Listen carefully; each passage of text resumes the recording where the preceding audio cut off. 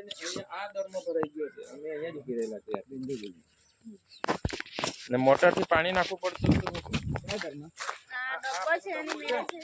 આમાં કે આગળથી આ દિવાલ મેરે પેલો ડબ્બો જેવો છે ને આપણે પેલી ઈંટ પડી ને ત્યાં. બસ આ વાઈટ બસ અહીંયા જ અંદર બધું બહુ પોલારું છે ને એટલે તમે જોઈજો આજે દ્રશ્ય આજે આપણે આવી ગયા છે આપણા વાસ્તુ દુકાન કુરેલિયા ગામમાં. આ પ્રાથમિક શાળા છે. આમાં કઈ સાપ દેખાય છે. સાહેબે અમને સંપર્ક કર્યો છે. આશ્રમ શાળા છે તો અમને સાહેબે સંપર્ક કર્યો છે. કયો સાપ છે ચાલો જોઈએ રેસ્ક્યુ કરે. કઈ બાજુ દેખાય છે?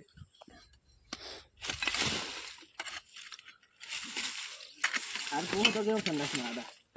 ને એવું નહીં હતું. આ તો અહીંયાથી ભરાય ને અહીંયા એટલે અહીંયાથી એમ ગયો અંદરથી હવે કઈ નીકળી ગયું એ નહીં ખબર પડી પણ એટલેથી તો બહાર નીકળ્યો નહીં મને. આડા કરે ને આડા કરે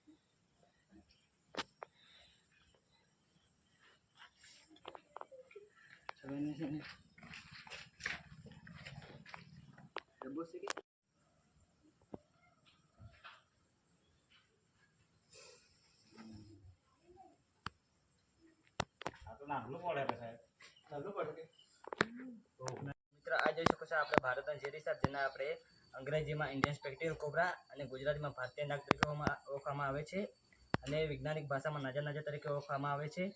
આમાં ન્યુરોટોક્સિક પ્રકારનું ઝેર હોય છે અને મિત્રો આના ઝેરથી સીધું જ્યારે આપણને કઢે ત્યારે સીધું મગજ પર અસર કરશે જેના કારણે આપણે ચક્કર આવે છે અને ઝાંખું દેખાતું હોય છે.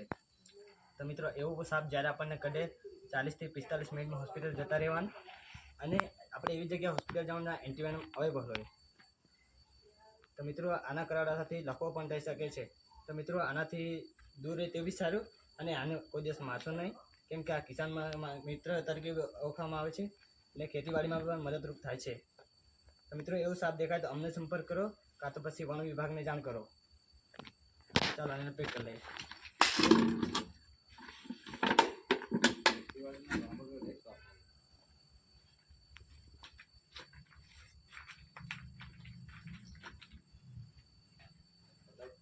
રહે તો રહે તો નીકળે બી રહી બી કંઈ કહેવાય ને એટલે છોકરા ના જતા આ બાજુ ફરવા નહીં જવાનું એટલે એનું જેવડું રહે તો કદાચ એમ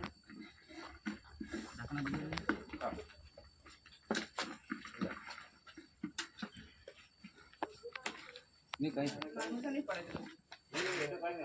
તો કઈ થાય નહીં